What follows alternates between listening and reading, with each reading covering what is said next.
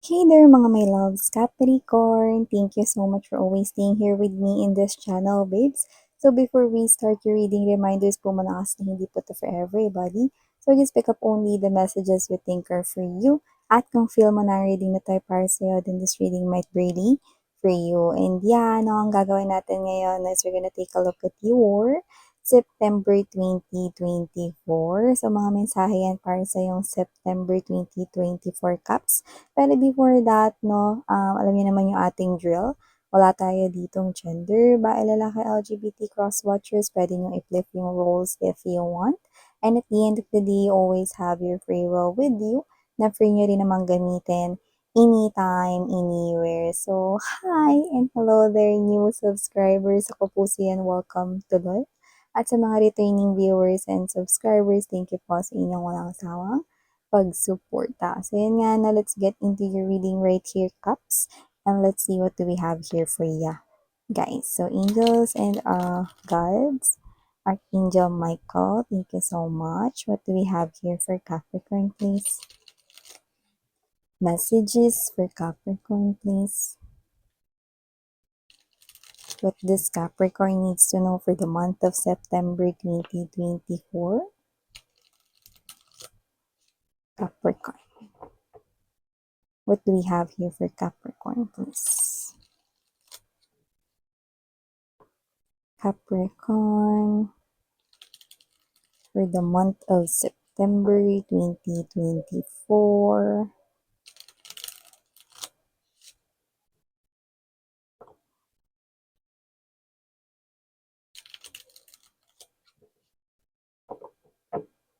Okay, so let's go ahead and check these messages here for ya, Capricorn. Pero let me do the honor first before we start reading, no? Ilatag muna natin ang energy sa ating table. So you've got here the Nine of Cups. You also have here the Eight of Wands. Oh. Ace of Wands. The Star. The Knight of Wands. The Ten of Coins. Wow. So there's something big coming in here for you guys. A very positive news about your finances. But for others, it could be a commitment about your love life. You also have here the Queen of Swords energy.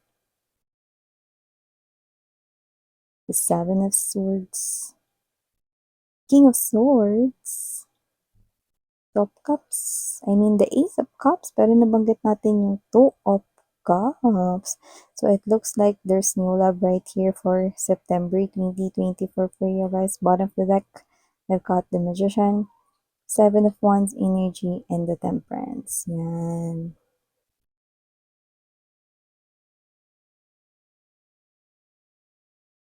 So nakita ko dito na may na-manifest kayo rito.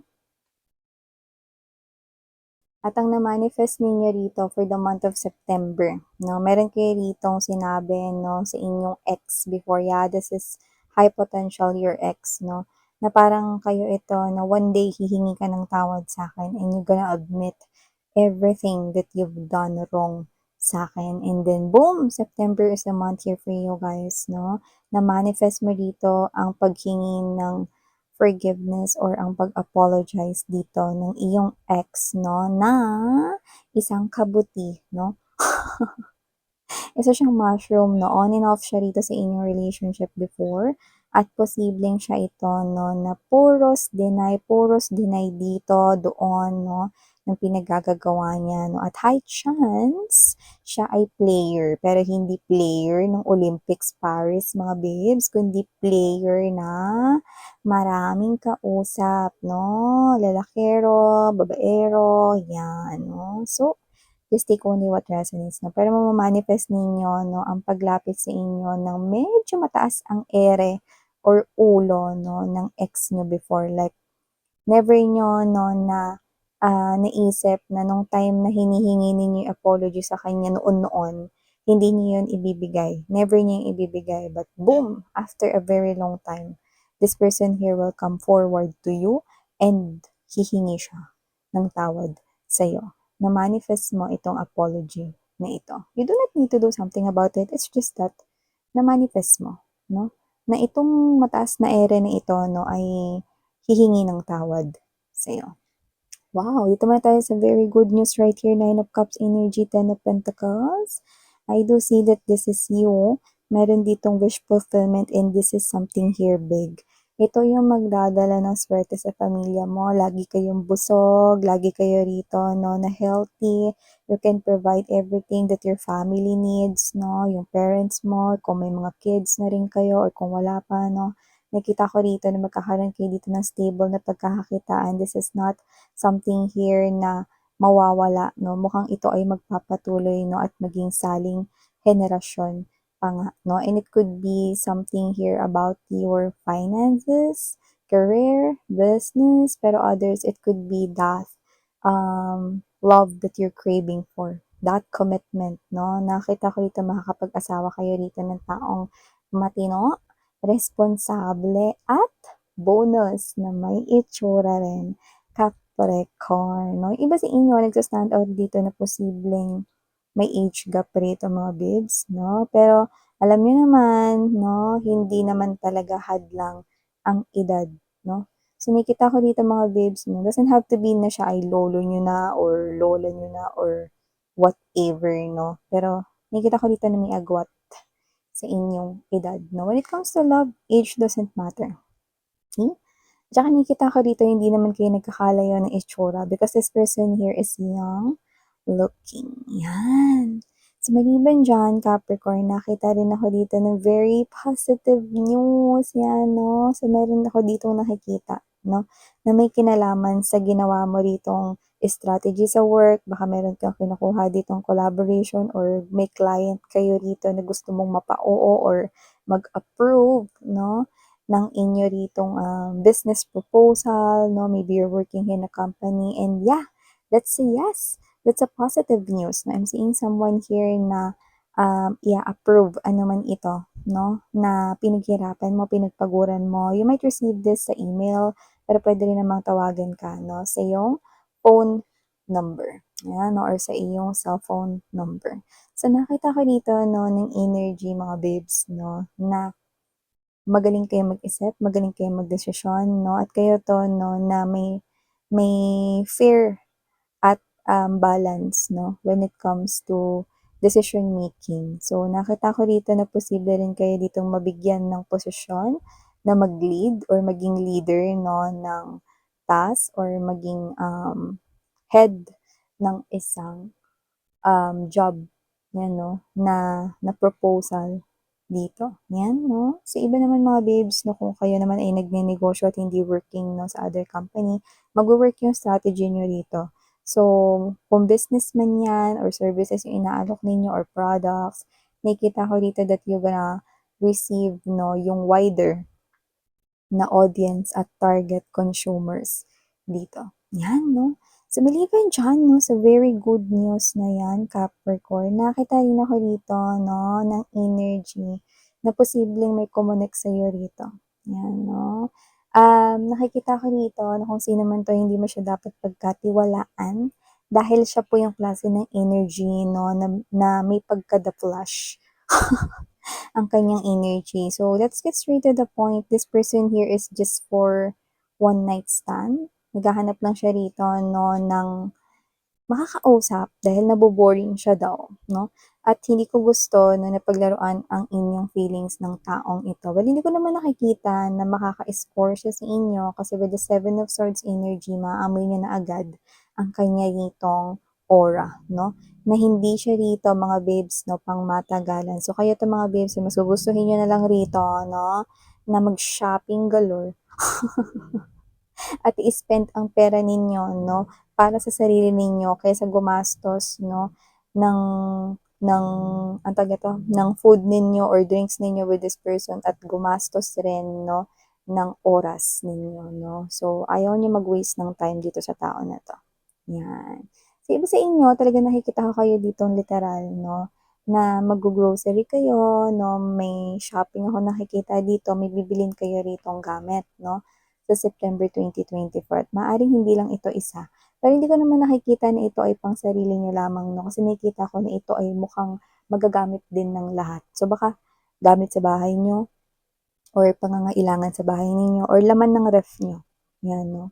Kaya nakikita ko rito, 'yan 'no. Although bibili ka rin ng para sa sarili mo, damit, gano'n, sapatos, pero nakikita ko rito na mas yung bibilhin mo is para sa lahat, 'yan, parang gano'n yung energy. Maaaring bumili ka ng mga toys for your kids 'no, or puwedeng bumili ka ng laman ng ref ninyo, mga gulay, mga foods 'no, ayan. So, nakita ko rito na iba baka bumili kayo ng bagong appliances, may ganyan, yung parang magagamit ng lahat, okey, o pakikinabangan ng nakararami, 'yan 'no. So, maliban diyan Capricorn, nakita rin ako rito 'no, ng meron ditong energy na puwedeng ma-meet mo na ang iyong the one kung hindi mo pa nami-meet ito, 'yan 'no. This person is someone 'yan 'no. Makukuha niya agad yung atensyon mo kasi good looking siya. At may energy rin tayo rito 'no, na nakuha natin dun sa sinasabi ko kanina 'no, na posibleng ito na yung person 'no, na makatuluyan mo. So this person here is the same as your energy, matalino rin siya at pagdating sa desisyon 'no, bago niya ito gawin pinag-iisipan niyang mabuti. This person here is simple lang 'no, and at the same time, this person here is matalino. Posibleng tipid siya magsalita Capricorn 'no, pero romantiko siya rito kapagka may namagitan na sa inyo. So nakikita ko dito at first posibleng ikaw ang unang magkagusto sa kanya, okey? At nakikita ko rito 'no, na mukhang makikita mo rin yung self mo sa kanya, 'yan 'no. At sino ba namang hindi mafo-fall dito na ang pogi.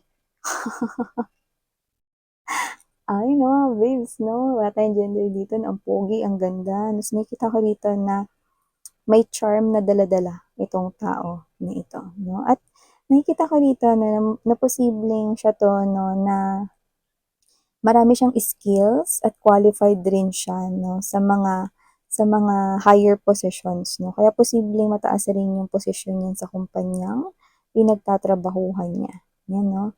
So, posible rin mga babes na mahilig rin siyang magbasa 'no, parang siya siguro yung klase ng energy na mas gugustuhin niyang magbasa mga babes 'no, kaysa anong tawag nito, kaysa uminom ng alak 'no. So, nakikita ko rito na itong person na 'to 'no, kahit na siya ay isang bookworm, nakakikita ako rito 'no, ng sports 'no, kahit anong sports naman yung mga babes 'no, pero yung nakita natin basketball. So, posibleng siya ay mahilig maglaro ng basketball or yung sports na nilalaro niya is yung may bola, puwedeng volleyball, puwede rin namang sepak takraw, mga ganyan 'no, o kaya soccer, football, name it 'no, puwede ring table tennis 'no, badminton, 'yan, okey, any sports but parang may bola, 'yan. So whatever the case may be, I do see that yeah, dagdag 'no, bowling, yung iba sa inyo bowling, 'yan 'no, puwedeng pastime niya yun or yun yung gusto niya ritong laruin. So maliban diyan, nakita rin ako dito mga babes 'no, ng energy for you, Capricorn 'no, sa month ng September, possible dito 'no, na meron ditong malungkot na makita ka. Puwedeng dating kaklase mo siya and for some reason, hindi ko alam kung ba't ko nakukuha yung middle school. So, posibleng kaklase mo siya nung middle school ka, 'no. So, nakita ko dito 'no, na posibleng naungusan mo siya rito. Siguro nung time example lang 'to ha, puwedeng siguro kakumpitensya ka niya dati, baka parehas kayong honor 'no, ta's, possible na posible ka niyang nilalamangan palagi 'no, or siya yung laging nangunguna 'no. Pero ngayon 'pag nagkaharap kayo na ibang-iba na yung datingan mo tsaka parang mas umangat ka sa kanya, 'yan 'no. So, posibleng hindi siya nakapagtapos ng pag-aaral or posible rin naman na na siya ito na yung na-achieve niya ngayon 'no is hindi yung ini-expect ng nakararami sa kanya kaya medyo sad siya dito. Hindi naman siya nagagalit sa'yo 'no, pero maaaring noon, possible na lagi siyang angat compared sa'yo. Kunwari siya top 1, ikaw top 2, parang gano'n, 'no. Ta's ngayon ang ganda-ganda na ng posture mo dito na posibleng kayo rito 'no ay nagtatamasa na ng maganda yung trabaho ninyo, stable yung trabaho ninyo 'no, at mukhang kayo ito na posibleng may na-achieve na kayo sa work 'no. Tapos siya posibleng nahinto siya sa pag-aaral or posible rin naman na, um, what's this, posible rin naman na hindi niya nagawa yung dapat niya ritong goal, no? Or hindi niya pa nagagawa na maging manager or supervisor or, you know, no? Maging CEO. Yan. Parang ganun. Kinikita ko rito. Pero alam nyo, okay, hindi pa naman late, no, for everybody na i-pursue yung mga dreams nila. Kahit siya, diba? Everybody has different timeline. Kaya, meron rin siyang timeline dito. Hanggat may buhay, no, huwag siya mawalan ng pag-asa. No? Lahat tayo may kanya-kanyang life's journey. Okay? Pero yun nga, nasasad siya rito, no, kasi parang nanliit siya nung nakita ka niya. Ito specific message pero hindi ito mag-resonate sa lahat Kung sino to, possible na ito yung naging third party ng person mo. Kung naging involved ka sa isang third party situation before. Yan. So, maliban dyan, no, Capricorn, no, for the month of September here, nakita ko dito na parang merong pag-uusap sa loob ng pamilya ninyo or sa mga kamag-anak ninyo. Hindi ko alam kung mag-outing ba kayo dito or saan kayo pupunta. Pero parang meron kayo ritong gagawin ng sama-sama kayo. So, posibleng kakain kayong lahat sa labas, mag-reunion kayo o kayo ito na magbabakasyon or kayo ito na napupunta rito no, ng mga iba't ibang mga tourist spots, no, at mamamasyal, parang may ganun. So, nakikita ko dito na parang bonding moments din ito, together with your kamag-anak, together with your family, together with your cousins, no, everyone. So, nakikita ko dito na parang puros pag-enjoy lang to. At saka ang daming pagkain, na. Ang dami kayo ritong pagkain, no. Ang saya kaya kapag ano, mga babes, no. Foodie kasi ako mga babes, no, pero hindi ako tabain, no. Kapag nakita ko mga pagkain, no, parang mas masarap mag-swimming, no, mas masarap mag-sightseeing, no, kapag mayroon kang ano, kinakain, 'di ba? So, parang mas mag-e-enjoy kayo rito, ang daming pagkain. Ayaw niyo kong itag-along. Sama ko dyan. Yan, no? So, whatever the case may be, yan. So, maliban dyan, Capricorn, nakita rin para ako dito na posibleng i-message kayo rito, no, ng someone na ito parang i-recruit kayo or ni-refer kayo dito. Pero nakikita ko rito tatanggihan nyo yun kasi mas maganda yung benefits na nakukuha ninyo sa inyong work right now or sa magiging work nyo pa lang in the future. Yan, no? So, nakikita ko rito na medyo habang tumatagal, nagiging competent ka lalo, no? Lalo na sa yung career or business. Wow! What can I say more? You're really doing great. You're aiming for that star. Capricorn. So, yan, no? Iwan ko sa inyo yung mga mensahe ng mga babes, no? Na nakukuha natin here for you guys. Sana ngayon, love and light. Ganyan.